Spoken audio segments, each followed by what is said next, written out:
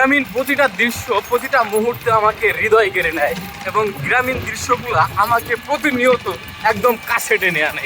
এই মুহূর্তে আমি আমার বাড়ির দিকে এগিয়ে যাচ্ছি। তো ফিলিংসটা দুর্দান্ত। রাস্তার দুই ধারে সারি সারি সাজিয়ে রাখা হয়েছে পিরামিড নামক পাটকাঠি। তো গ্রাম বাংলার এটি কিন্তু খুব চমকপ্রদ একটি দৃশ্য, যেটি দেখতে একদম চোখ জুড়িয়ে যায়।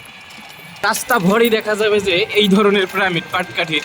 তো পাটকাঠির পিরামিডগুলো সাধারণত আমাদের ফরিদপুর জেলায় বেশি দেখা যায়, এবং ফরিদপুর জেলা শুধু বললেই হবে না, ফরিদপুরের সালথাই কিন্তু সব থেকে বেশি। দেখেন রাস্তার যতটুকুন পথ আমি আসলাম না কেন, পুরোটা পথ জুড়েই পাটকাঠি তো পাটকাঠি আছেই, এবং পাটেরও কিন্তু বেশ সমারোহ দেখা যাচ্ছে। দেখেন পাটকাঠির শাড়িগুলা, মানে পাটকাঠির পিরামিডগুলা আসলেই এই গ্রামীণ একটা পরিবেশের অসাধারণ দৃশ্য এনে দিয়েছে।